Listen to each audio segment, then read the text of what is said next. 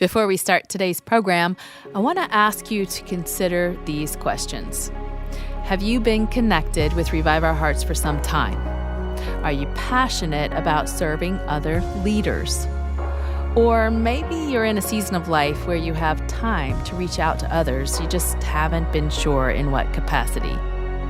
Well, I want to invite you to check out the Revive Our Hearts Ambassador Program. Our ambassadors have a heart for encouraging women's ministry leaders and pastors' wives. Ministry can be difficult, which is why ambassadors are there to walk alongside these leaders, cheering them on in their kingdom work. If this is something you're interested in, and if you live in the United States or Canada, you may be a good fit for this team. Visit reviveourhearts.com/ambassadors to find out more information. Again, that's reviveourhearts.com/ambassadors. Okay, we wives need to delight in our marriages, and our husbands need us to as well. That's according to Shaunti Feldhahn. For us to recognize that delight in this relationship is exactly what our husbands need to feel from us. That sense that we want to be with them in that way. We delight in it. We desire them. I mean, it was such a surprise when I found out that built our husbands up in a sense of well-being in the rest of their life. This is the Revive Our Hearts podcast with Nancy DeMoss Wolgemuth, author of Choosing Gratitude. For February 3rd, 2022, I'm Deanna Gresh.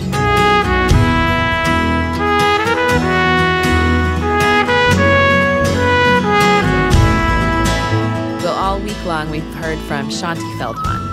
Years ago, she published a book called For Women Only. When she appeared on Revive Our Hearts to talk about it, it's safe to say that interview got a lot of attention from our listeners. Then a decade later, Shaunti released an updated version of For Women Only. Later on in today's program, we'll find out what Shaunti's discovered since writing that first edition. First, we'll hear part of that original interview. It does include some mature topics, so you need to be aware of that if you have younger ears nearby. And I'll also mention, whenever we talk about marriage, we can't address every specific situation. I know your story is unique, so ask the Lord to show you how today's discussion may apply to you. And we do encourage you to get some help from older women in your church who can help you with your specific questions. Here's Nancy to get us started. We've been having a great discussion over the past several days with two women who have a real heart for the Lord, a heart for their husbands, and a heart to help other women have the kind of marriage and relationship with men that God intended them to have. Barbara Rainey has been a longtime friend. She's the wife of Dennis Rainey. Together they founded Family Life Ministries, heard on many of the same stations that air Revive Our Hearts. They're a partner ministry of ours. And Barbara, you're a sweet friend, and you're an author and a mother and a grandmother and a lot of roles that you have at this season of your life. But thank you for taking time out to come and talk with us about some of these really important subjects. Oh, you're welcome. It's a pleasure to be here. And Shaunti Feldhahn is a new friend. She's written a book called For Women Only, What You Need to Know About the Inner Lives of Men. And we stated it earlier in the series, but I want to say it again, that none of us is an expert on men. Certainly not I. And we're not claiming to be. There's a lot more that we don't know about men than we do. And we want to say that from the outset. But Shaunti did some research and asked in different ways in verbal and written interviews over 1,000 men to help us women understand what they want us to get about them that sometimes we don't get. So Shaunti, thank you for writing this book. Thank you for joining us here on Revive Our Hearts. It's a pleasure. And before we jump into this, I want to just lay a biblical foundation here. I was reading in my quiet time this morning from the book of the Song of Solomon, which is the biblical handbook on physical intimacy in marriage, and reminding us that the marriage relationship and even the physical part of that is intended to be a picture of a redemptive relationship that Christ has with His church. So we don't want to lose sight of the mystery of all this. It's not just about sex. It's not just about your marriage. It's not just about your issues. It's about something God wants to communicate to the world about His relationship with His people. And as I was reading in the Song of Solomon, I see this very open, free expression of love between this husband and this wife. And I see a woman who is delighting in her husband, and a husband who senses and is grateful for the delight she feels. Just the very opening of that book, she says, "Let him kiss me with the kisses of his mouth, for your love is better than wine," she says to her husband. And then she says, "Draw me after you. Let us run. The king has brought me into his chambers." So right from the get-go, she's saying, I cherish our physical relationship. I cherish your body. I cherish you as my husband, and I delight to give myself to you. Now, that's a really different sense about physical intimacy than you get when you talk to a lot of wives today. That is really true because the attitude today is not that gracious, it's not that giving, it's not that kind. It so often is begrudging and negative. And I think in the last generation, women have changed their perspective, and they're looking at marriage as what's in it for me, not how can I serve my husband and love him. So we need to do some mental shifting in the way we think about our husbands. And the Song of Solomon would be a good place to start as we think about the whole area of physical intimacy in marriage. Well, and also I think probably for us to recognize that delight in this relationship is exactly what our husbands need to feel from us. That sense that we want to be with them in that way. We delight in it. We desire them. I mean, it was such a surprise when I found out that was not just a physical need, as we talked about yesterday, but built our husbands up in a sense of well-being in the rest of their life. One man said, I can be having a terrible time at work. I can be having a terrible time in my industry, and the house can be a wreck, and the kids could be disobedient. But if I know that my wife desires me and she affirms me in bed, I have a sense that I can conquer the rest of my life, no problem. But if I get that same sense from her that, you know what, you don't measure up, don't touch me, he said, that will devastate me worse than anything else in my life. It really does create rejection in the heart of a man that goes perhaps more deep than any other kind of rejection he can experience. Well, the other thing that I discovered that was really a surprise to me was that so many men go through their day really kind of feeling isolated. One guy said, I feel like I go out into the ring every day and I fight the good fight, and it's really lonely. And that can be true of even men who are very outgoing, who have a lot of friends. Absolutely. It's an inner loneliness you're talking about. It's an inner loneliness. It's an inner loneliness that they have. And one man said, let me actually just read this quote. He said, "A man really does feel isolated, even with his wife. But in making love, there is one other person in this world that you can be completely vulnerable with and be totally accepted and non-judged. It is a solace that goes very deep into the heart of a man." That's so good. Isn't that beautiful? Said. It really is. And what a joy to be able to recognize that. And instead of feeling, well, it's my duty or it's my burden, no, you have an opportunity to salve this deep sense of loneliness that your husband feels. And I want to encourage our married listeners in particular to go and read the Song of Solomon in the Old Testament. It's a book you don't hear preached on very often at church. It's a book not many Christians take time to dig into. But just read the exchange, the verbal exchange, the physical exchange between this husband and his wife.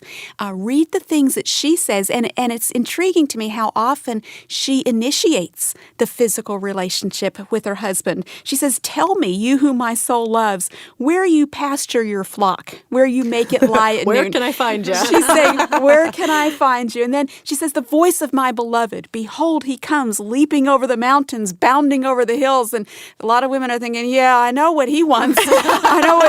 But she's welcoming him. She knows what he wants, but she invites him. She welcomes him, receives him into her life. And that's really what a man wants from his wife. Oh, let me tell you, I'll be very transparent here. When I started learning this, how much just initiating made such an enormous difference to this feeling in my husband's life that she does desire me, she does delight. I started getting kind of bad, and I would send my husband a little text message on his phone when he was in the middle of a meeting that just said something about, "Can't wait for you to get home," and he would just be like, oh man, that fills me up. I can Forgot all about the meeting. Yeah, probably. Exactly. But what a joy for us to be able to have that secret delight in each other. And for the women out there who feel like, well, I'm tired. I don't know if I feel, if I'm ready for that, if I don't feel that. You know what? If you will take that first step, I bet you will find that your feelings follow your actions. Mm-hmm. That's Shaunti Feldhahn. Nancy DeMoss Wolgemuth and Barbara Rainey have been talking with Shaunti about her book, For Women Only. Revive Our Hearts listeners first heard that interview not long after the book was originally released, and so many have told us what a difference it's made in their lives. Then, Shaunti released an updated version of For Women Only, reflecting new research into how men think. Our team caught up with Shaunti and asked why she decided to update the book. The research that we've done on how men think, and really all the research that I've done for all the different studies, has been ongoing ever since 2004. So my husband and I, we do a lot of marriage conferences, and we stepped off stage once after a marriage conference, and we kind of looked at each other and said, like a third of what we just said isn't even in the books. Because we learned so much since they first came out. And so that's really why we said, all right, it's really time to update it with all the stuff we've learned. There's been a lot of brain science developments in the last, 5 or 6 years where we used to be able to say, I would say, here's what men think, but I wouldn't be able to say why. And now I can often say, okay, here's how God wired the male brain, and this is why they think a certain way. So some of that stuff I thought was really important to put in. One of those new insights sheds light on the way men process information and make decisions. One of the big aha moments, it's interesting. We often will say to ourselves or say to somebody else, what was he thinking? And the translation of that is he wasn't thinking, right? That's what that means. And I realized somewhere along the way, again, after the original edition came out, I started realizing men think about everything. They just do it differently than we as women do. Because if we women are thinking about something, you know about it because we're verbal processors. And so we'll think it through, we'll talk it through. Men are completely different. Actually, the way that God wired the male brain, I've actually seen the brain scans of how the male brain is physically different than the female brain. And literally because of a brain structure issue, it's actively difficult for a man to think something through while he's talking it through. He has to stop talking about it and process. And it's like he's going underground and he's doing this internal chess match, and his brain structure is literally wired to do this very deep processing of one thing at a time, which I know is probably not a surprise to most women. But what it means is that you haven't heard his thought process. You have no idea. And it pops out the other end as a decision. Like, I think we should do this. And we're thinking, what was he thinking? And we don't realize, he had this whole big, long string of reasoning. And if you stop yourself and just say, okay, Shaunti promised he had a reason. Shaunti promised he had a reason. And you say, help me understand. Wouldn't this be, you'll hear this whole big long string of reasoning and go, oh my gosh, I'm so glad I didn't jump all over him. It's funny. I was in another state doing a women's conference in the winter. And I called back. I'd been gone for 3 days, and it was the last night. And I called back home. And because of the time difference, my husband, Jeff, had already put the kids to bed. And our little boy was 5 at the time. And he said, yeah, he's, I let him sleep without his pajama top. And for me as a mom, I'm like, are you kidding me? It's winter. He's going to get freezing cold. And I almost said, what? I almost went off on him. And then I know this is completely lame, but I literally thought to myself, okay, respect. Remember the respect chapter? And I thought to myself, okay, he had a reason. He hasn't explained it yet, but he had a reason. And so I said, won't he get cold? He's like, oh yeah, he's going to get cold. He's been asking to sleep without his pajama top for, several nights now. And I kept saying, no, you're going to get cold, honey. And he kept wanting to do it. So I thought, okay, I'll let him do it, and I'll have him sleep in bed with me. So when he wakes up inevitably in the middle of the night, freezing cold, I can put his pajama top on, and he will learn not to do that again. And I thought, oh my gosh, this was like this strategic parenting decision. And I almost went off on him because of it. Without realizing. And that's just a silly example, but that's the kind of stuff we women do all the time. So just realize guys need this processing time. You may not hear their thought process, but it is there. Shaunti Feldhahn has been giving us insight into the way men process information. While researching the second edition of For Women Only, she identified the unspoken questions men and women are always asking themselves. For girls and later for women, our big insecurity is, am I lovable? Am I special? Am I beautiful? Am I worthy of being loved for who I am on the inside? And that's why we need to feel loved and cherished and all that. But for a man, the guys we talk to, they're like, that stuff is like, yeah, it's nice, but it's not a big deal. For them, they have a totally different question. It's, am I able? Am I adequate? Am I any good at what I do on the outside? And so as a result, that one little distinction of, for us as women, it's, am I worthy of being loved for who I am on the inside? And for guys, it's, am I any good at what I do on the outside? That's their big heart cry question. It changes how you approach your man. It changes how you approach your son. Because you start recognizing that what he most is wondering is, anybody noticing, am I any good at what I do? And so suddenly you find yourself saying, for example, thank you for things. This is one of the things that came out in a later survey. I can't remember the number. It was like 97% of men said that they were powerfully touched just by hearing thank you. Like, thank you for mowing the lawn, even though it was so hot outside. Thank you, Bobby, for putting the trash cans back without me asking. And it's like, for a guy, it's this huge deal to hear that. And for us as women, we just don't realize that's, because for us, that's nice, but it's not like this, that's oxygen. For a guy, that's oxygen. That sense of appreciation is huge. So that's another thing that we realized. We hadn't quite put it together, that noticing and commenting on what he does, what he accomplishes, is such a big deal. Shaunti Feldhahn has been talking about some of the differences between men and women that she writes about in her book, For Women Only. Shaunti hopes God will use this book in powerful ways in women's lives.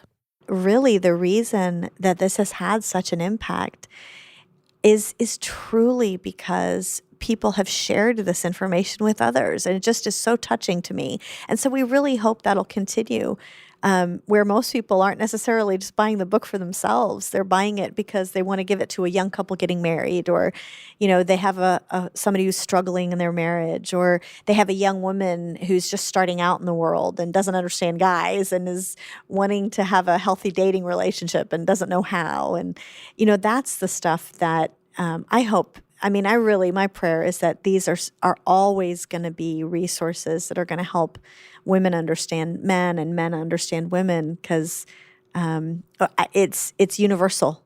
It is the way God wired us. And we have found that some of these things are so simple, we just didn't know them before. But once you know them, they really are these little things that have a really big impact. There's more information about Shaunti Feldhahn's book when you follow the link in the transcript of this program at reviveourhearts.com. Just click where you see transcript, and then the link will be obvious to you. Again, her book is titled For Women Only. Also this month, as a thank you for your donation of any amount in support of the work of Revive Our Hearts, we want to send you a booklet from Revive Our Hearts called The 30-Day Husband Encouragement Challenge. This booklet will lead you through the challenge Nancy DeMoss Wolgemuth has been giving all week. That challenge is this: for 30 days, don't say anything negative about your husband, and at the same time, say one positive thing about him each day.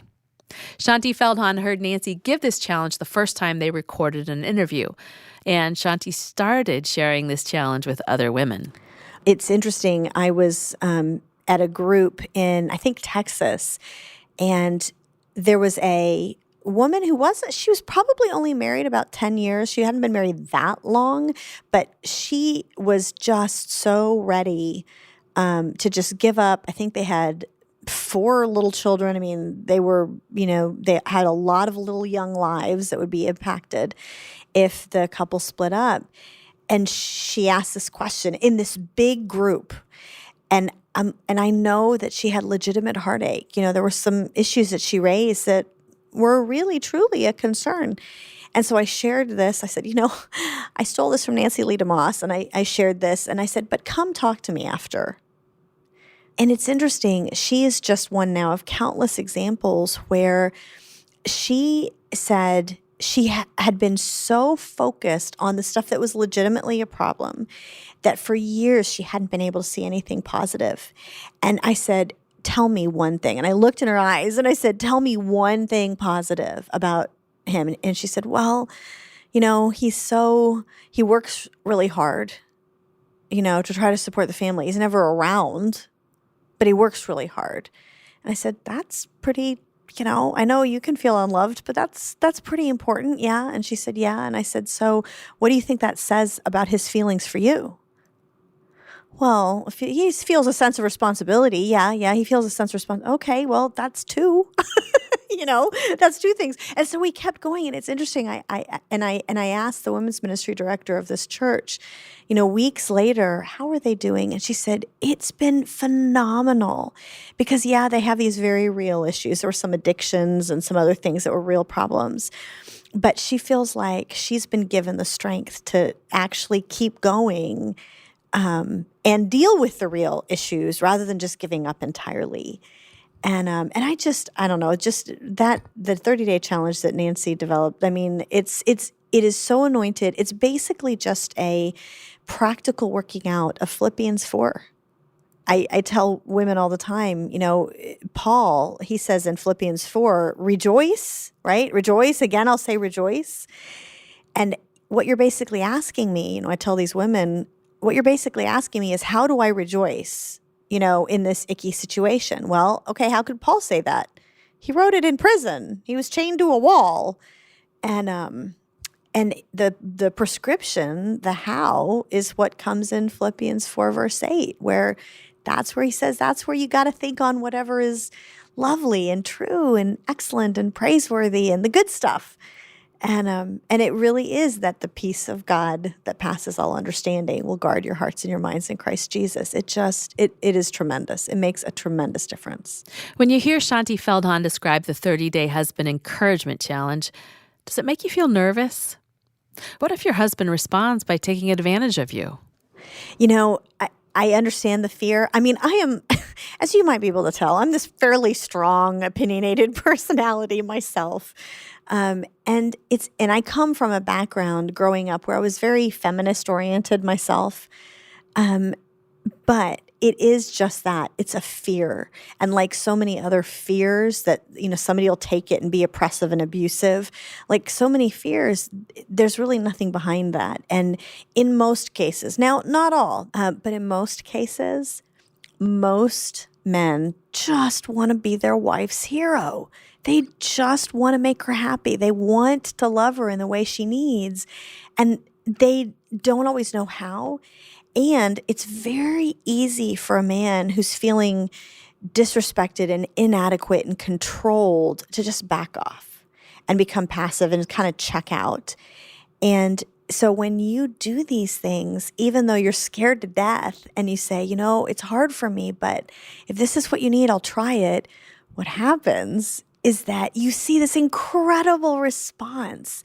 You see him light up and you see him become that more tender and that more caring and that more involved and engaged because he's feeling like the man he always wanted to be. You've helped build him up to be that man he's always wanted to be.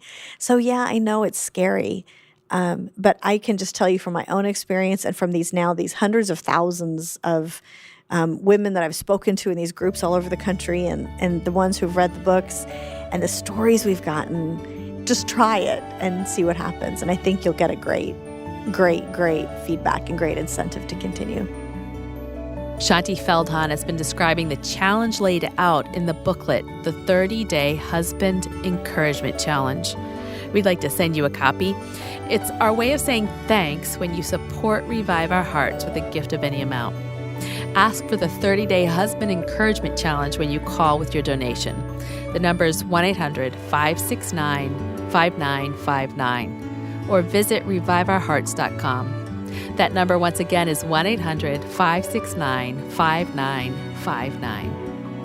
Shanti Feldhahn will be back tomorrow with Barbara Rainey and our host, Nancy DeMoss Wolgemuth. They'll talk about the ways women process visual information and the way men process it. You'll find out why that difference matters in the way you dress and the way you relate to your husband. Please be back for Revive Our Hearts. Revive Our Hearts with Nancy DeMoss Wolgemuth, calling you to freedom, fullness, and fruitfulness in Christ.